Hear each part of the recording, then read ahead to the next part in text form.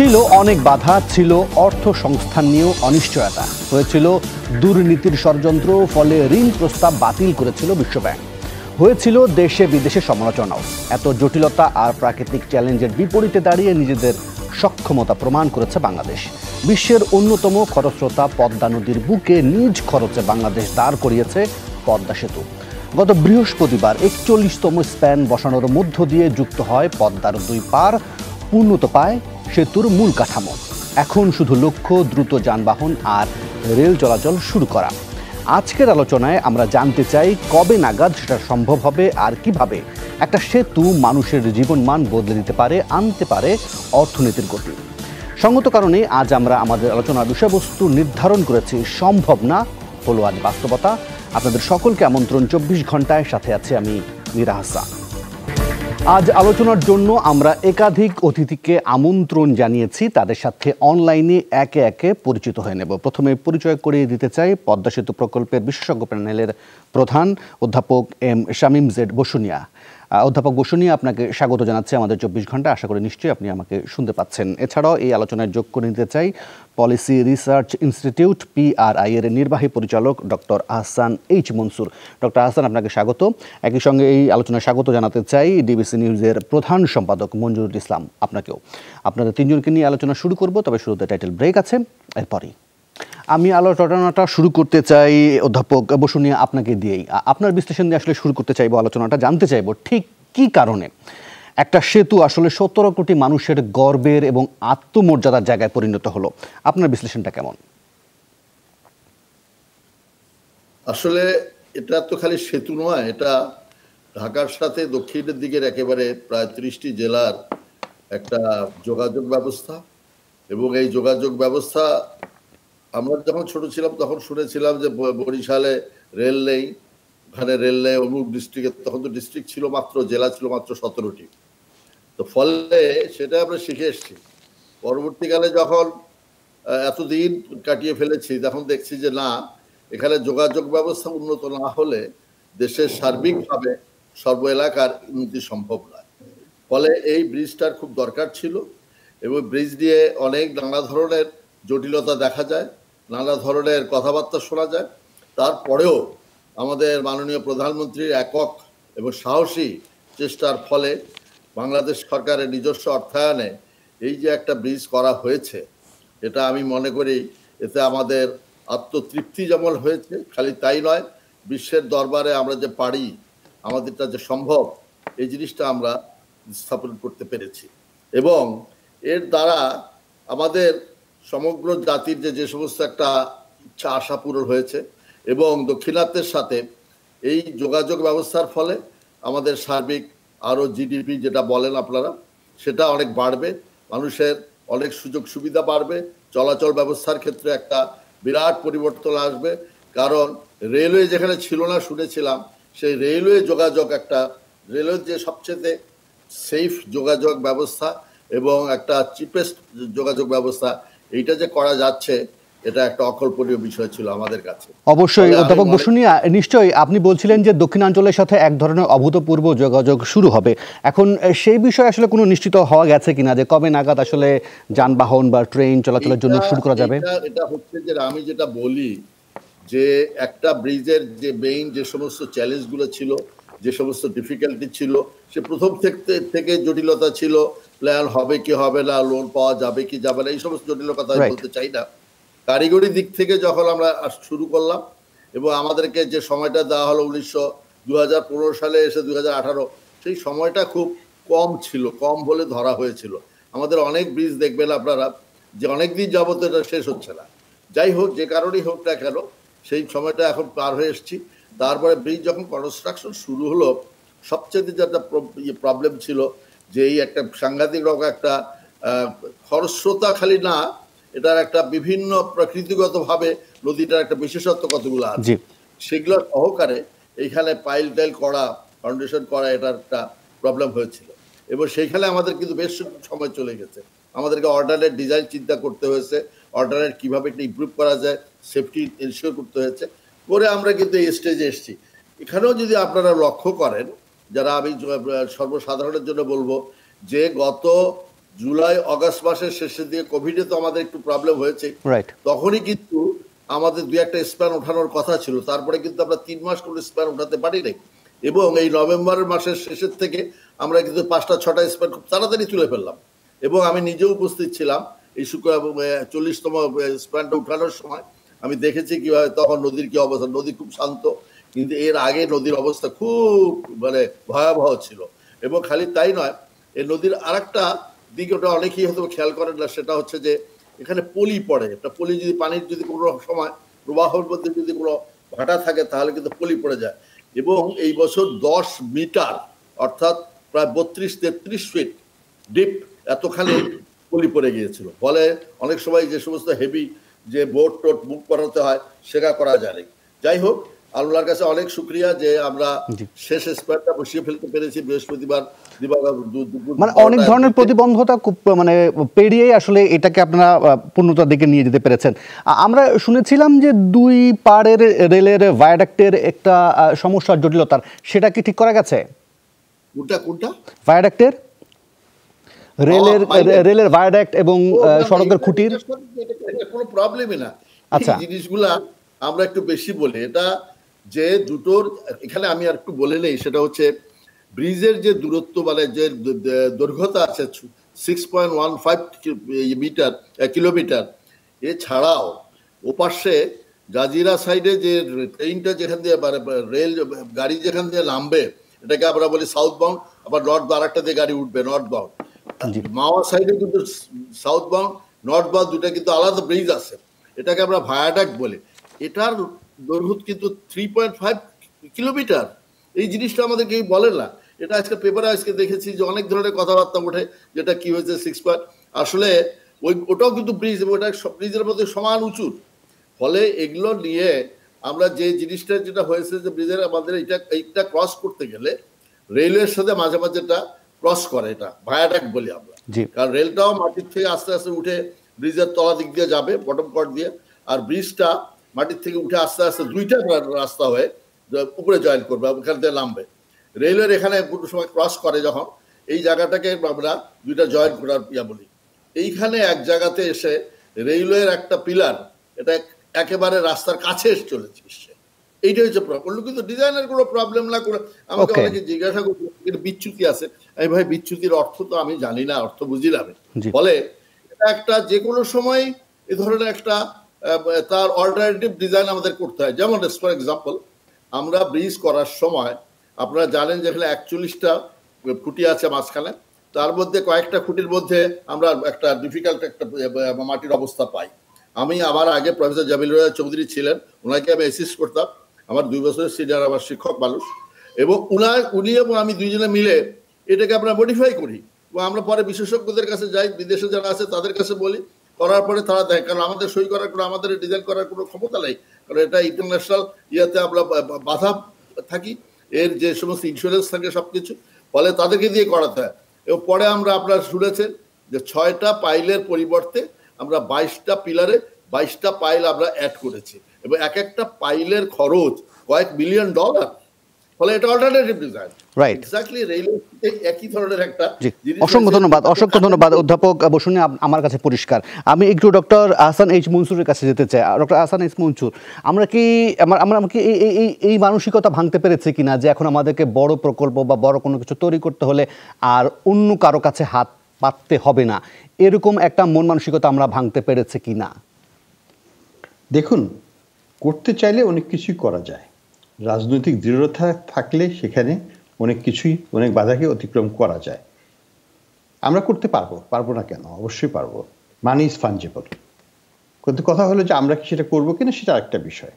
অযথা তো আমরা নিজের সম্পদ দিয়ে, যেটা আমরা যদি সস্তায় বিদেশ থেকে ঋণ নিতে পারি, যদি তাদের কারিগরি সহায়তা পেতে পারি, আমরা কেন নেব না? সেটা কোনো কথা নয়। কথাটা হচ্ছে যে এই ক্ষেত্রে বিশেষ কারণে যখন অন্যরা তাদের হাত সরিয়ে নিচ্ছিল, তারা পিছু হাঁটছিল, তখন আমাদের সরকারকেই এগিয়ে আসতে হচ্ছে এবং জনগণের স্বার্থেই এই ব্রিজটা বাস্তবায়ন করতে হয়েছে। তো এটা আগামীতে অন্যান্য প্রকল্পের ক্ষেত্রে ঠিক সমানভাবে প্রযোজ্য হবে সেটা আমি মনে করি না। তবে এটা ঠিক যে বাংলাদেশের এখন সক্ষমতা বেড়েছে। বাংলাদেশ এখন আগের মতো পরনির্ভরশীল নয়, এবং বাংলাদেশ চাইলে পরে বিভিন্ন সোর্স থেকে অর্থ সংগ্রহ করতে পারে। এই প্রেক্ষাপটে আমি বলবো যে আমাদের যে সার্বভৌমত্ব সেটা আরো সুদৃঢ় হয়েছে বিদেশিদের সাথে বা ভিসাভি দ্য ফরেনার্স। তো এই কনটেক্সটে আমরা দেখব, কিন্তু আমরা কিন্তু এর মানে এই না যে বাংলাদেশ বিদেশিদের সাহায্য নেবে না, এর মানে এই না যে আমরা বিশ্বব্যাংক বা এশিয়ান ডেভেলপমেন্ট ব্যাংক বা জাপানের যারা যে তিনটা প্রতিষ্ঠান এখান থেকে সরে গিয়েছিল সেই পর্যায়ে তাদের কাছ থেকে আমরা সাহায্য নেব না। আমরা তো জাপানের কাছ থেকে অনেক কিছুই নিচ্ছি এখন। বিশ্বব্যাংকের সাথে অনেকগুলো প্রকল্প আমাদের আছে, এডিবিরও অনেক প্রকল্প আছে, এবং সেগুলো বেশিরভাগই ইনফ্রাস্ট্রাকচার প্রজেক্ট। আমাদের নতুন দ্বিতীয় যমুনা সেতু তৈরি করা হচ্ছে বা হওয়ার পথে আছে, সেটা তো সেখানে বিদেশিদের সাহায্য লাগবে, কারিগরি সাহায্য তো লাগবেই, সাথে আমাদের আর্থিক সাহায্য আমরা তাদের কাছ থেকে বিদেশিদের কাছ থেকে নেব প্রয়োজন মোতাবেক। তো এটা কোনো আমরা বলবো যে পদ্মা ব্রিজ আমরা করতে পেরেছি, এটা গর্বের বিষয়। পদ্মা ব্রিজে আমাদের এটার মাধ্যমে আমাদের বেশ কিছু কারিগরি দক্ষতা অর্জন হয়েছে, যেটা আমাদের মাঝখানে থেকে যাবে, এবং সেটা ভবিষ্যতে আমাদের ব্রিজেস ডিভিশন এবং আমাদের যেখানে আভ্যন্তরীণ যারা সহায়তা দিয়েছেন তাদের সহায়তা নিয়ে ভবিষ্যতে আমরা আরো অন্যান্য ব্রিজ বাস্তবায়নের দিকে এগিয়ে যেতে পারবো। বাংলাদেশে তো ব্রিজ করতেই হবে, আমরা হচ্ছে নদীমাতৃক দেশ, আমাদের একটা পদ্মা ব্রিজ কেন, দ্বিতীয় তৃতীয় পদ্মা ব্রিজ হয়তো করতে হবে, দ্বিতীয় যমুনা শুরু হচ্ছে, আরো অন্যান্য অনেক ব্রিজ আমাদের করতে হবে, আমাদের পদ্মা ব্যারাজ করতে হবে। তো এগুলো তো কমপ্লেক্স টেকনোলজিক্যাল চ্যালেঞ্জেস, এগুলো আমাদেরকে এককভাবে আমাদের করার সামর্থ্য হয়তো থাকবে না, সব ক্ষেত্রে আর্থিক সামর্থ্য থাকবে না এবং কারিগরি সামর্থ্য হয়তো আমাদের থাকবে না, কিন্তু আস্তে আস্তে আমাদের সামর্থ্য বাড়বে। হয়তো আজ থেকে 20 বছর পরে আমরা এটা করতে পারবো এককভাবে আমাদের টেকনোলজিক্যাল সাপোর্টের ভিত্তিতে। সেই ক্যাপাসিটি আমাদের ডেভেলপ করতে হবে। নিশ্চয়ই আমি আসবো আপনার কাছে আবারও, কারণ ধরেন আমরা তো অনেকে বলি যে বা এই ধরনের অভিযোগগুলো উঠে আসে যে দাতা সংস্থাগুলোর অনেক ধরনের নির্দেশনা থাকে, সেগুলো মেনে আসলে অনেক সময় কাজ করতে অনেকের প্রতিবন্ধকতা তৈরি হয়। কিন্তু এই ক্ষেত্রে এসে যে অভিজ্ঞতাটা অর্জন হলো সেই সময়ে গিয়ে বা সামনের দিনগুলোতে হয়তো এক ধরনের সামনাসামনি সরাসরি মুখোমুখি এক ধরনের দরদাম বা দর কষাকষি করার জায়গা তৈরি হলো কিনা সেটা জানবো আপনার কাছে। কিন্তু আমি একটু মঞ্জুর ইসলাম আপনার বিশ্লেষণটা জানতে চাই। সেটা মানে আমাদের বিশ্বব্যাংকের বিদায়ের পর অনেকেই বলছে সাপে বর হয়েছে, আসলে আপনি কিভাবে দেখেন? ধন্যবাদ আপনাকে। দুজন বিশেষজ্ঞ যেরকম বললেন, এর সকল মতের সাথে আমি একমত হয়ে এটুকু বলবো, আমার অত্যন্ত প্রিয় মানুষ শ্রদ্ধেয় হাসান মনসুর সাহেব যেভাবে বললেন যে এটা যেমন আমাদের সক্ষমতা তৈরি হয়েছে, আজকে অর্থনীতিবিদরা যেভাবে বলছেন যে আমরা চাইলেই বড় জিনিস করতে পারি। 2013 সালের কথা যদি আমরা মনে করি, গণমাধ্যম কর্মীরা যেই শিরোনামগুলো ছিল, আমাদের দেশের অনেক প্রাজ্ঞজন, অর্থনীতিবিদ, প্রযুক্তিবিদ এবং রাজনৈতিক বড় বড় নেতারা, তারাও কিন্তু বলেছিলেন যে আমাদের পক্ষে এরকম একটি বড় প্রকল্প সম্পন্ন করা সম্ভব না। কিন্তু এই জায়গায় আমি বলি তখন বাস্তবতা ছিল, আমাদের অভাব ছিল আর্থিক সংগতির অভাব ছিল প্রযুক্তিগত দক্ষতার অভাব ছিল সাহসের, অভাব ছিল রাজনৈতিক প্রজ্ঞার। আমি এই জায়গায় শ্রদ্ধেয় বসুনিয়া সাহেব যেটি বললেন যে একটি রাজনৈতিক প্রজ্ঞা থাকলে পরে, যেটা হাসান মনসুর সাহেব পরে বললেন, তাহলেই কেবল সম্ভব। সেই সময় কিন্তু আমাদের যে অর্থনৈতিক বাস্তবতা ছিল, তখন কিন্তু আমরা মুষড়ে পড়েছিলাম অধিকাংশ মানুষ যারা নীতি নির্ধারক। এমনকি বর্তমান সরকারের আজকের প্রধানমন্ত্রী যে মন্ত্রী পরিষদ, তাদের অনেক সদস্যকেও কিন্তু আমরা দেখেছি যে কোনোভাবে হোক বিশ্বব্যাংকে কোনোভাবে রাজি করিয়ে আনা যায় কিনা সেই প্রচেষ্টা নিতে, যার জন্য তৎকালীন যোগাযোগ মন্ত্রী যিনি এই সেতুর সূচনা করেছিলেন সৈয়দ আবুল হোসেন, তাকে অব্যাহতি নিতে হয়েছিল, তৎকালীন সেতু সচিবকে কারাগারে যেতে হয়েছিল, এবং আরো অনেক বাস্তবতা তো আমাদের মনে আছেই। এবং সেই সমস্ত বড় বড় বক্তৃতাগুলো এখন কিন্তু আমরা পুনঃপ্রচার যখন করি, তখন আমার ধারণা তারা খানিকটা হলেও লজ্জা পান। বাস্তবতা হচ্ছে, যেমন 23 বছরের সংগ্রামের আগে যখন বঙ্গবন্ধু স্বাধীনতার সংগ্রাম শুরু করেন, তখন কিন্তু অনেকের কাছে একটা অলীক কল্পনার ব্যাপার ছিল যে বাংলাদেশের স্বাধীনতা অর্জিত হবে। সেটা কিন্তু বঙ্গবন্ধু ধীরে ধীরে 1971 সালে 26শে মার্চ স্বাধীনতা ঘোষণার মধ্য দিয়ে করেছিলেন। তার কন্যা 2008 সালে যখন দায়িত্ব নিলেন, তিনি আমাদের আবার স্বপ্ন দেখিয়েছেন 2021 সালের এবং 2041 সালের মধ্যমায়ের এবং উন্নত দেশে হবার। সেই স্বপ্নকে বাস্তবের কাছাকাছি নিয়ে আপনি যে প্রশ্নটি করলেন যে বিশ্বব্যাংক যখন সরে গেল, তখন আমার ধারণা তার এই পরিকল্পনার মধ্যে আরো অনেক বেশি দৃঢ়চেতা মনোভাব তাকে করলো যে না, আমরা নিজেরাই করব। উনি সেই সিদ্ধান্ত নিয়েছিলেন বলেই কিন্তু আজকাল আমাদের প্রযুক্তিবিদ যারা আছেন, আমাদের প্রকৌশলীরা, আমাদের অর্থনীতিবিদরা, তারা সহযোগিতা করেছেন কিভাবে আমাদের অর্থনীতি থেকে এই টাকা সংগ্রহ করে সংস্থান করে আমরা করতে পারি। এবং সত্যি কথা এটাই যে আজকে এটা করবার ফলে যেটা বসুনিয়া সাহেব বললেন যে আমাদের দক্ষিণাঞ্চলের সাথে আমি তো মনে করি একটা মেরুদণ্ড তৈরি হয়েছে। বাংলাদেশের যোগাযোগ কাঠামোর ক্ষেত্রে আমরা ছোটবেলা যখন বইতে পড়েছি, আমরা আহসান মনসুর ভাইয়ের মতো বড় অর্থনীতিবিদ না, ছোট স্কুলে যখন অর্থনীতি পড়েছি যে অর্থনৈতিক উন্নয়নের পূর্ব শর্ত হচ্ছে অর্থনৈতিক অবকাঠামো, সেই অবকাঠামোই আমাদের ছিল না। ওই 29টা জেলার সাথে আমাদের যোগাযোগই ছিল না। মানে বরিশাল যেতে ব্রাসেলসে যাওয়ার মতো সময় লাগতো, খুলনা যেতে কুয়ালালামপুরে যাওয়ার মতো সময় লাগতো। আজকে এই পদ্মা সেতু হবার ফলে আমাদের এই যে ছোট, আমাদের দেশ ভূখণ্ডটা কিন্তু বেশ বড় না, সেটা পৃথিবীর অনেক দেশেরই একটি ছোট্ট রাজ্যের সমান আমাদের যদি ভৌগোলিক সীমানা বলি। সেই জায়গায় আমাদের এই যে জনগোষ্ঠী আছে, এই জনগোষ্ঠী কিন্তু আমাদের অর্থনীতিকে একটি বড় চালিকা শক্তি। এই জনগোষ্ঠীকে সমানভাবে কাজে লাগানো এবং সমানভাবে তাদের অর্থনৈতিক অগ্রগতি করবার যে পরিকল্পনা মাননীয় প্রধানমন্ত্রী, তার সরকার এবং অর্থনীতিবিদরা নিয়েছেন, সেটাকে বাস্তবায়ন করা সম্ভব। নিশ্চয়ই মঞ্জুর ইসলাম, এই জায়গায় আপনাকে থামাতে চাই। আমি একটা বিরতি নেই, বিরতি নেওয়ার পর ফিরে আসলে দক্ষিণাঞ্চলের মানুষদের জীবনের মানের কি ধরনের পরিবর্তন আসতে যাচ্ছে বা সেখানে কি ধরনের অর্থনৈতিক কর্মকাণ্ড বেগ পেতে যাচ্ছে বা গতি পেতে যাচ্ছে, সেগুলো নিয়ে একটু আলোচনা করব। তবে তার আগে নেব ছোট্ট একটা বিরতি। আবার আমন্ত্রণ 24 ঘন্টায় আমরা কথা বলছি পদ্মা সেতু প্রসঙ্গে।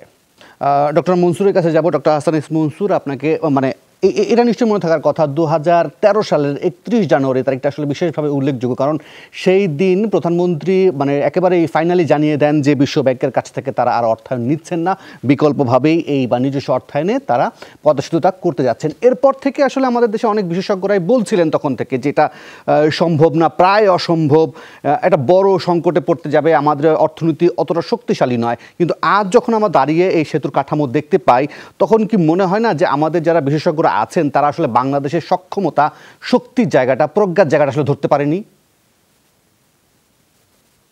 দেখুন, এখানে আমি জানি না আপনি কাদের কথা বলছেন, তো আমার যেটা ধারণা ছিল তখনও এটা আমি বলেছিলাম যে মানি ইজ ফাঞ্জিবল। আমি এক জায়গার টাকা আরেক জায়গায় নিয়ে অনেক টাকা সেই প্রজেক্টে খরচ করতে পারি এবং ওই টাকাটা হয়তো অন্যভাবেও অ্যারেঞ্জ করতে পারি। এখানে যে জিনিসটা লক্ষণীয় সেটা হচ্ছে যে এই প্রকল্পটা ব্যয় ছিল প্রায় $4 বিলিয়ন মতো বা একটু ওই রকম কাছাকাছি, এবং প্রকল্পটা করতে আমাদের লেগেছে, তখন আমরা ধরেছিলাম যে 4 থেকে 5 বছরের মধ্যে হয়ে যাবে, তাহলে বছরে $1 বিলিয়ন, এবং বাংলাদেশে তখন রিজার্ভ ছিল $33 বিলিয়ন আমার মনে আছে। তো এই কনটেক্সটে এই টাকা দেওয়ার মতো সক্ষমতা বাংলাদেশের অবশ্যই ছিল, এটা নিয়ে প্রশ্ন করার আমাদের কোনো স্কোপ ছিল না। যে জিনিসটা ছিল, এবং একটা জিনিস লক্ষণীয় যে গড়ে আমাদের ব্যয় হতো প্রতি বছর 500 মিলিয়ন থেকে, অ্যাকচুয়ালি সেটাই ব্যয় হয়েছে। তখন আমাদের হিসাবে ছিল এটা $1 বিলিয়নের কাছাকাছি হয়তো ব্যয় হবে, কিন্তু সেটা হয়নি, কারণ আমাদের বাস্তবায়নের সময় লেগেছে আরও বেশি। কাজে সেদিক থেকে আমাদের গড়ে প্রতি বছর $500 মিলিয়ন খরচ করা হয়েছে এই পদ্মা ব্রিজের পেছনে গড়ে। তো এই অর্থ দেওয়ার মতো সামর্থ্য বাংলাদেশের একটা অর্থনীতি, যেখানে প্রায় $300 বিলিয়ন আমাদের, এখন 325 বিলিয়ন হচ্ছে আমাদের জিডিপি, সেই অর্থ দেওয়ার মতো সক্ষমতা আমাদের অবশ্যই আছে। কাজেই যে জিনিসটা নিয়ে অনেকে ভয় পেয়েছিলেন সেটা হচ্ছে যে কারিগরি ক্ষেত্রে আমাদের হয়তো সমস্যা হবে, আমাদের যে ম্যানেজমেন্টের যে দুর্বলতা, আমাদের যে দুর্নীতির প্রবণতা, এটা তো অস্বীকার করার উপায় নেই। দুর্নীতি হয়েছে কি হয়নি সেটা অন্য কথা, কিন্তু প্রবণতাটা আমাদের দেশে ব্যাপকভাবে আছে এবং ছিল, এবং সেই প্রেক্ষাপটে অনেকে ভীত ছিল যে এখানে অনেক ব্যয় বেড়ে যাবে। হ্যাঁ, ব্যয় বেড়েছে, কতখানি কি কারণে বেড়েছে আমরা জানি না, কিন্তু ব্যয় বেড়েছে।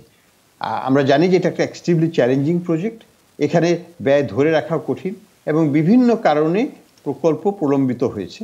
প্রলম্বিত হলে ব্যয় বাড়ে, সেটা আরেকটা কারণ। তো সব মিলিয়ে আমি যেটা বলবো সেটা হচ্ছে সব ভালো যার শেষ ভালো। আমরা শেষটাই দেখতে চাই। আমরা চাই এই সেতুর উপর দিয়ে গাড়ি চলাচল শুরু হোক, রেল চলাচল শুরু হোক, এখান দিয়ে গ্যাসের লাইন যাক, এখান দিয়ে বিদ্যুতের প্রবাহ শুরু হোক। জি, অসংখ্য ধন্যবাদ। আমি ঠিক এই জায়গাটাকে ধরে একটু ডক্টর মুসলিম, আমি এই জায়গাটাকে ধরে একটু অধ্যাপক বসুনিয়ার কাছে যেতে চাই। অধ্যাপক বসুনিয়া, এটা অনেকেই প্রশংসা করছেন, পাশাপাশি এটা নিয়েও অনেকে প্রশংসার পাশাপাশি প্রশ্ন তুলছেন যে আসলে ব্যয়টা এত বাড়লো কেন।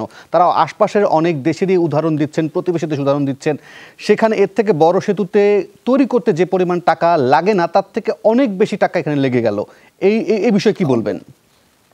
আমাদের এখানে আসলে এই ইয়াতে একটা সেক্টর, যে আমাদের যে জমির জন্য যে অধিগ্রহণ করা হয় তার জন্য যে পেমেন্টটা, এটা কিন্তু একটা বিরাট একটা খরচ আমাদের এখানে। কি কারণে কেন বাড়ে আমি জানি না, কিন্তু এটার মধ্যে বোধহয় একটা কিছু আছে যে জমি অধিগ্রহণ করার সময় খরচটা অত্যাধিক বেড়ে যায়। আর এখানে আরেকটা জিনিস ভাই যেটা বলছিলেন যে এই কস্ট এটা বাড়ে, প্রাথমিকভাবে যখন 10,000 কোটি টাকাতে যেটা ব্যয় ধরা হয়েছিল, that was a mistake actually.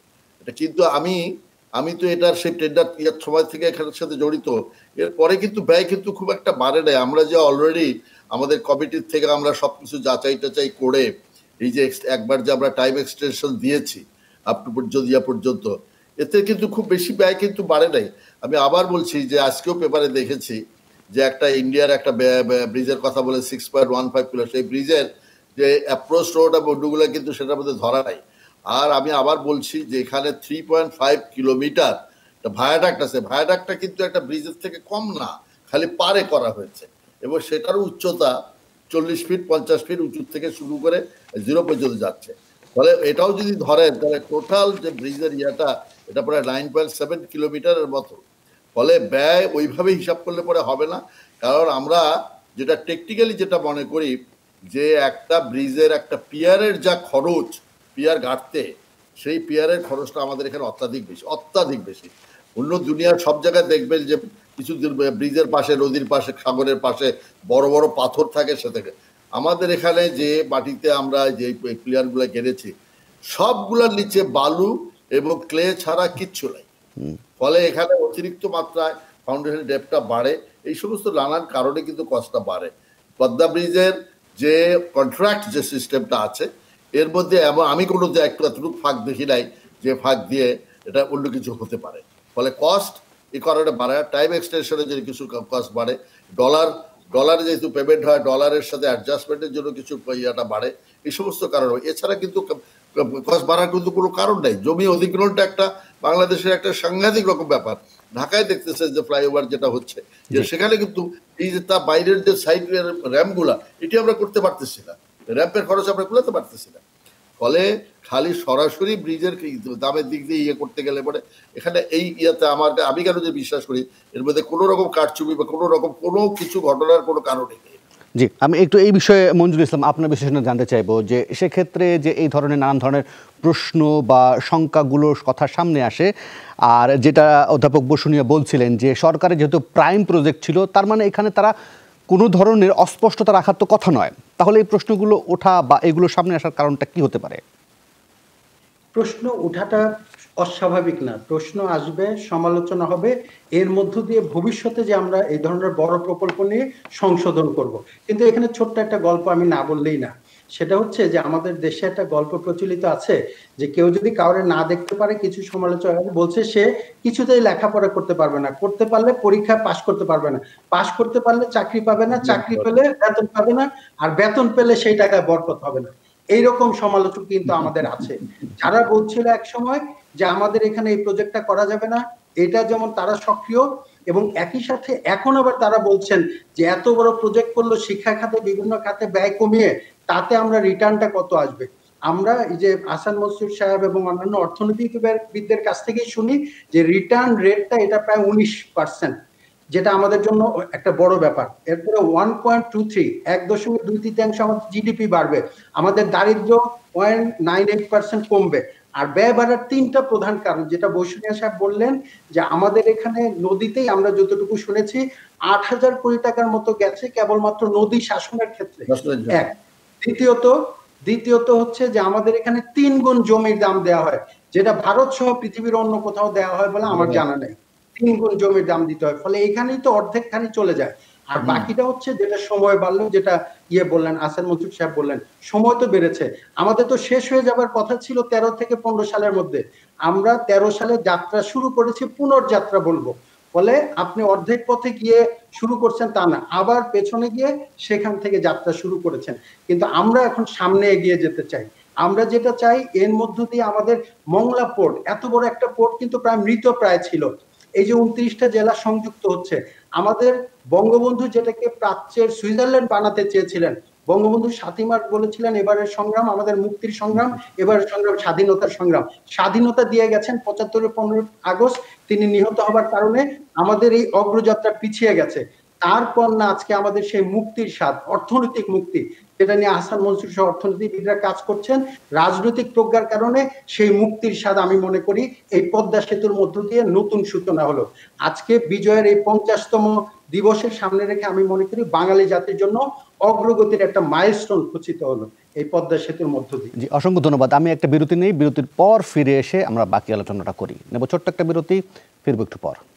আবার আমন্ত্রণ 24 ঘন্টায়। শুরুতে যেতে চাই ডক্টর মনসুর, আপনার কাছে ডক্টর আহসান মনসুর। আপনি শুনছিলেন বিরতির আগে অধ্যাপক বসুনিয়া এবং মঞ্জুল ইসলাম যেটা বলছিলেন যে আসলে এখানে অধিগ্রহণের খরচ বলেন বা নদী শাসন বলেন বা বাড়তি সময় বলেন, বিশ্বের একদম গভীরতম পাইলের সেতু, সেক্ষেত্রে 6.15 কিলোমিটারের একটা সেতু 30,000 কোটি টাকা খরচ। কিভাবে দেখেন আপনি এটাকে?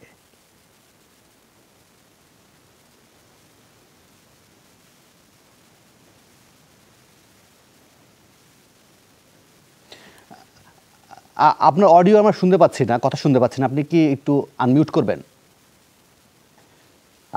হ্যাঁ, আমি যেটা বলতে চাচ্ছি, বাংলাদেশে সেতু এবং সড়ক এই দুটো করতেই কিন্তু ব্যাপক আমাদের ব্যয় করতে হয়, এবং প্রধান কারণ একটা যেটা বলা হচ্ছিল, আলোচনা এসছে, ভূমি অধিগ্রহণ।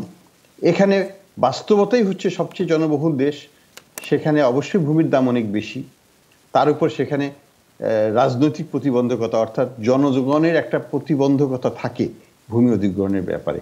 সেজন্য সরকারও খুব সচেতন থাকে এবং অধিকতর হারে দাম দিয়ে জমিগুলো কেনে। আমি পদ্মা ব্রিজের একটা ছোট্ট একটা উদাহরণ দিই। আমার বাসাতে কাজ করতে ছেলেটা একদিন কথা প্রসঙ্গে বলে যে সে খুব খুশি। আমি বললাম, তুমি খুশি কেন? বলে, আমার বাড়ি অধিগ্রহণ করে ফেলেছে এবং আমাকে খুব ভালো কম্পেনসেশন করেছে। আমি জিজ্ঞেস করলাম, তোমাকে কত দিয়েছে? বললো, আমাকে 75,000 টাকা করে প্রতি ডেসিমেলে দিয়েছে। এবং আমি খুব খুশি, কারণ আমাদের দাম আসলে এটা 20-25 হাজারের বেশি হতো না। তো তারপরে বললো যে আমি কিন্তু 1 লক্ষ টাকা করে সরকার দিয়েছে, সেখান থেকে আমি 75,000 পেয়েছি, বাকিটা অবশ্য তারা কে নিয়েছে আমি জানি না। তো এখানে যে জিনিসটা আসছে, ভূমির দাম বেড়েছে, সেটার জন্য সরকার ক্ষতিপূরণ দিচ্ছে, এবং এখানে কিছু দুর্নীতিও আছে, সেটার কারণে ভূমির অধিগ্রহণের খরচটা আরো অনেক বেড়ে যায়। এটা হচ্ছে মোদ্দা কথা। দ্বিতীয়ত হচ্ছে যে আমাদের যে কোনো প্রকল্প করতে গেলে সেখানে, যেমন পদ্মা ব্রিজের ফাউন্ডেশনটা was a major challenge, it's a major এক্সপেন্ডিচারও, ভূমি অধিগ্রহণ ছাড়াও। ঠিক একইভাবে রাস্তার ক্ষেত্রেও দেখি, আমি অন্যান্য দেশে প্রচুর রাস্তা দেখেছি, ভারতের রাস্তা করতে তেমন কোনো খরচ হয় না। মাটিটা অনেক বেশি কম্প্যাক্ট থাকে, মাটি উঁচু করতে হয় না, মাটি একটু কেটে সুন্দর করে প্রশস্ত করে তারা রাস্তা করে ফেলছে।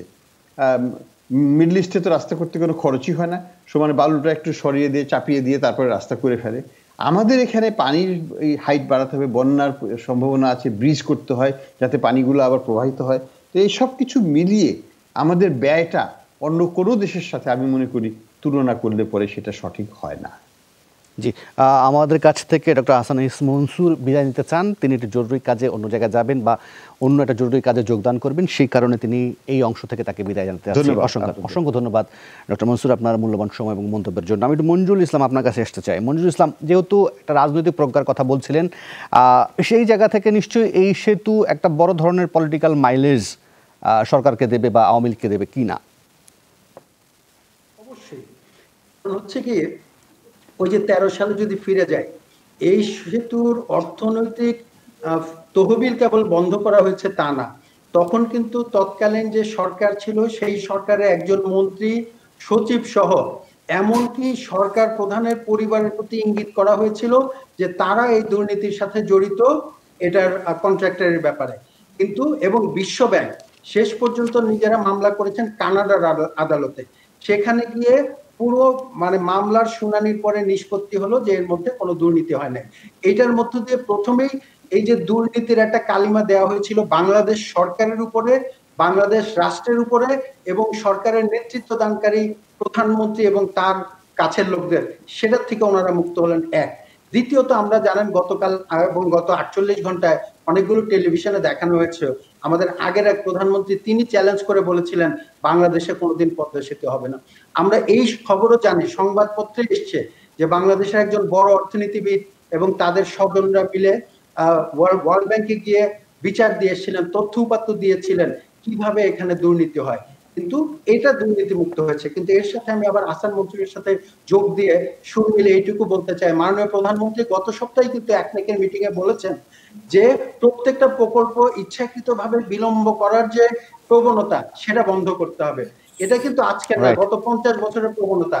এখানে অর্থনীতির সাথে জড়িত যারা তারা করেন, প্রকল্পের সাথে জড়িত সম্মানের সাথে বলছি কিছু প্রকৌশলী করেন এবং সরকারি কর্মকর্তারা মিলে এটার সময়টা বাড়ান, ব্যয়টা বাড়ান, কারণ ব্যয় বাড়লে পরে সেখানে যে কমিশন, এটা ওপেন সিক্রেট, আমাদের সাবেক অর্থমন্ত্রী বলেছেন এটাকে নাকি স্পিড মানি বলে, সেই স্পিড মানির অংশীদার তারা হন। ফলে এটা যেমন সত্য কথা, আবার আরেকটা সত্য কথা হচ্ছে গত 10 বছরে জলে স্থলে অন্তরিক্ষে কিন্তু বাংলাদেশ বিশ্বের মধ্যে মর্যাদার আসনে গেছে, যেটা আমরা জানি সাবমেরিন যুক্ত হয়েছে, আমাদের স্যাটেলাইট উৎক্ষেপণ হয়েছে। আজকে সড়ক অবকাঠামোর মধ্যে পদ্মা সেতুর মধ্য দিয়ে আমরা সেটা নতুন একটা মাইলস্টোন করলাম। যে এই জায়গাটা থামাই মঞ্জুর ইসলাম, এই জায়গাটা থামাই। আমি একটু অধ্যাপক বসুনিয়ার কাছ থেকে কিছু জিনিস ছোট ছোট করে জেনে নিতে চাই, খুব ছোট ছোট করে জানতে চাইবো। অধ্যাপক বসুনিয়া, আমাকে একটু বলবেন যে একটু পরিষ্কার করবেন যে কবে নাগাদ আসলে উদ্বোধনের পরিকল্পনা আছে বা কবে নাগাদ যান চলাচল শুরু হতে পারে, পাশাপাশি এটাও যে এই সেতুর নামকরণ কি শেষ পর্যন্ত পদ্মা সেতু থাকছে কিনা, একটু ছোট ছোট করে যদি বলেন। আমি আসলে এটা তো যে কোনো একটা বিল্ডিং যদি শেষ করা যায়, শেষ করার পরে বিল্ডিং এর ফিনিশিং কাজ করাগুলা সেটা কিন্তু অনেক সময় সাপেক্ষ। এখানেও পদ্মা ব্রিজের যে মেইন চ্যালেঞ্জ, যেটা পিলার গাড়া পাইল করে এই কাজটা শেষ হয়েছে এবং এক একটা স্প্যান যার ওজন প্রায় 3200 টন থেকে 3400 টন সেটাকে নিয়ে বসানো হয়েছে। এই কাজটা শেষ হয়ে গেছে, অর্থাৎ নদীর সাথে সরাসরি কাজ যুক্ত, এক রিভার ট্রেডিং ছাড়া সব কাজ কিন্তু শেষ হয়ে গেছে। এখন উপরে রেলওয়ে লাইনের স্লিপার বসাতে হবে, স্ট্রিঞ্জার বসাতে হবে এবং সেই সাথে রোডওয়ের স্ল্যাব বসাতে হবে।